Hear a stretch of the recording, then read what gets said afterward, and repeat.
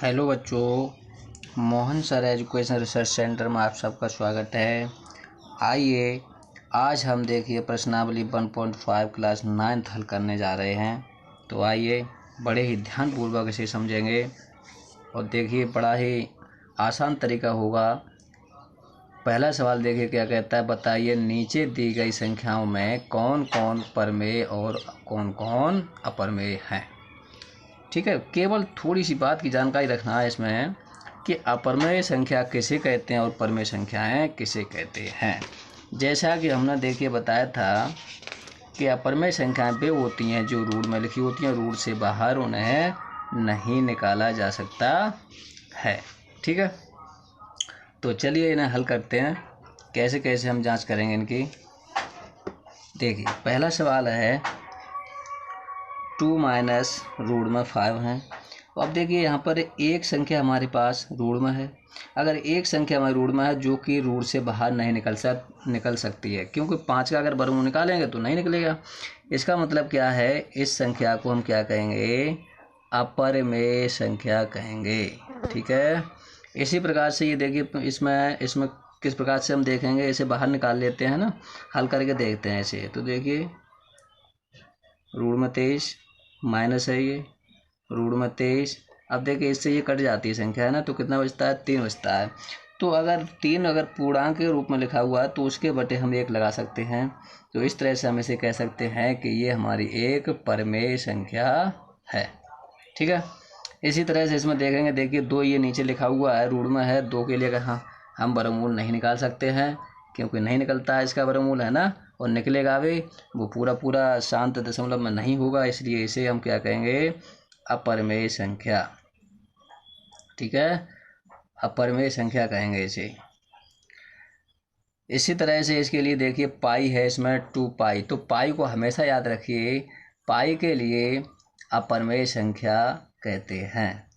ठीक, अपरमेय संख्या कहते हैं। क्यों कहते हैं, क्योंकि पाई का मान कितना होता है, 22/7 होता है, जो कि ये संख्या काटेंगे तो ये पूरी संख्या नहीं कटती है, बार बार चलती रहती है ना, इसलिए यह अपरमेय संख्या में ही रखा जाता है।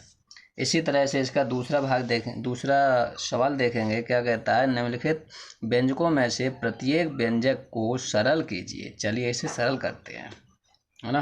देखिए लिखा हुआ है कोष्टक के अंदर 3 धन रूट में 3 और 2 धन रूट में 2। चलिए इसे हल करते हैं। 3 धन रूट में 3 और 2 धन रूट में 2। ठीक, इसे देखिए अगर सूत्र नहीं भी याद है तो ऐसे करके गुणा कर लेते हैं। किस तरह से करेंगे, ये यहाँ पर लिख लेते हैं, इसके नीचे 3 धन और 2 धन रूट 2। ठीक है, और इसे आराम से गुणा कर लेंगे। सबसे पहले इसका गुणा कराइए, तो इसे रूट 2 में और रूट 3 में गुणा करेंगे तो कितना आएगा, रूट 6 हो 2 तिया 6 हो जाएगा। अब इसमें गुणा करेंगे तो कितना बनेगा हमारा, ठीक है, कितना बनेगा, 3 रूट 2, यानी कि 3 और रूट 2। ये बाहर होते हैं तो बाहर लिख देते हैं, अंदर वाले अंदर, और दोनों अगर जब संख्या हमारे रूट में होती हैं तो उन्हें रूट में लिखते हैं गुणा करके। ठीक है, अब देखिए यहाँ से गुणा करेंगे तो इसी के नीचे लिखेंगे ना, सजाती के हिसाब से। तो इसका गुणा करेंगे तो देखिए कितना बनेगा, 2 रूट 3 बनेगा, है ना, जो कि ये सजाती नहीं है ना, नहीं है ये सजाती। तो इसे अलग लिख लेते हैं, या फिर अभी यहीं पर लिख लेते हैं 2 रूट 3। अब देखिए इसमें गुणा करेंगे तो कितना बनेगा, 6 बनेगा, है ना। इसे देखिए जोड़ लेते हैं, तो ये इसके नीचे कोई संख्या नहीं है ना, तो ये सजाती है, तो इसी प्रकार से इसे लिख देंगे 6 रूट में। और देखिए ये भी संख्या हमारी नहीं है, तो इसे भी ऐसे लिख लेंगे 3 रूट 2 और प्लस 2 रूट 2, और इधर कितना 6 है। ठीक है, तो ये हमारा एक आंसर इसका मिल गया। ठीक है, इसी तरह से इसका दूसरा करेंगे। दूसरा सवाल क्या कहता है, 3 धन रूट में 3 और अगली संख्या है 3 रूट 3। ठीक है, अब देखिए ये हमने इस तरह से गुणा करके तुम्हें बताया है। ये संख्या के लिए हम गुणा करके नहीं बताएंगे, क्योंकि ये दूसरी विधि से बता रहे हैं हम तुम्हें। जैसा कि यहाँ पर देखिए इसे मान लेते सर्वसमका से गुणा कर लेते हैं। ठीक है, ये मैंने इसलिए बता दिया ताकि आप लोग गुणा करना भी सीख जाओगे। अगर बाई चांस अगर आपके लिए अगर सर्वसम का याद नहीं है तो परीक्षा में किस प्रकार से गुणा करेंगे, है ना। हाँ, तो देखिए इसे हम सर्वसमता के हिसाब से करते हैं, तो इसे ए मान लेते हैं, इसे बी मान लेते हैं, ना। तो इसी प्रकार से इसे ए और इसे बी, तो इसके इक्वल टू क्या होता है, ए प्लस बी, और ए माइनस बी के इक्वल टू क्या होता है, A square minus B square होता है ना। जो अगर ए स्क्वायर माइनस बी स्क्वायर होता है तो इसके लिए भी हम क्या कर लेंगे, 3 का स्क्वायर कर लिया और इसके लिए भी स्क्वायर कर लेंगे, ठीक। अब इसका वर्ग करेंगे तो कितना होगा, 3 3 9, और इसका करेंगे तो कितना होगा 3, क्योंकि रूट हट जाता है ये, ठीक है। तो आंसर हमें कितना मिलेगा, 9 में से घटाओगे तो कितना मिलेगा 6, ठीक है।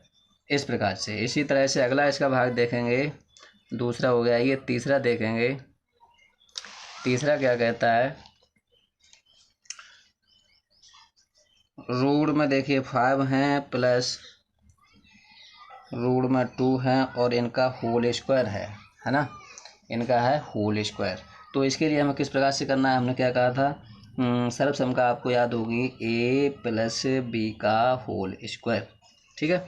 तो इसे बड़े आराम से इसे खोल सकते हैं, किस प्रकार से खोलेंगे, इसके बाद कितना होता है, A square plus 2ab plus B square, यही तो होता है। तो इसे खोल लीजिए इसी प्रकार से, ए स्क्वायर है, इसके लिए हम वर्क कर देंगे, ठीक है, प्लस 2, और ए कितना है √5, और बी कितना है √2, और बी स्क्वायर यानी कि √2 का होल स्क्वायर कर देंगे, तो ये बाहर निकल जाएगा। वर्क करते हैं तो प्लस इसमें गुणा होगा, 2 दूने 2 पंजे 10 यानी कि रूट में हो जाएंगे, और 2 हमारे ये बाहर आ जाएंगे, ठीक है। तो इनका गुणा हो गया ये, प्लस 2 का वर्ग करेंगे तो रूट हट जाएगा बाहर, इतना आ जाएगा 2, और देखिए ये संख्या हम जोड़ लेते हैं तो कितना होगा 7 प्लस 2 रूट में 10, ठीक है। तो ये हमारा आंसर आ गया। इसी तरह से अगला सवाल है इसका, देखिए चौथा है, चौथा की संख्या है रूट में देखिए 5 माइनस √2, और अगली संख्या है इसमें √5 प्लस √2, ठीक है। अब देखिए बड़े ही आराम से इसे हल कर लेंगे, क्योंकि यहाँ पर देखिए a माइनस बी है और a प्लस बी है। अब a माइनस बी और a प्लस बी बराबर क्या होता है, ये सब हमको याद होनी चाहिए, बड़े आराम से आप हल कर सकते हैं इसे। ए स्क्वायर यानी कि इसका स्क्वायर माइनस इसका स्क्वायर कर देंगे, तो इसका कर लीजिए वर्ग, और फिर √2 का वर्ग कर दिया, तो 5 का वर्ग करेंगे तो कितना आएगा, 5 आएगा, रूट में से हट जाएगा ये बाहर, है ना। इसका वर्ग करेंगे तो कितना रहेगा, 2 रहेगा, ठीक है।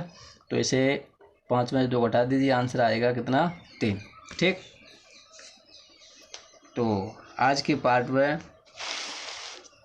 1.5 का हमने देखिए भाग 1 के लिए हल कर लिया है। अगली वीडियो में अगले सवाल के लिए हल करेंगे, तब तक के लिए थैंक यू, धन्यवाद।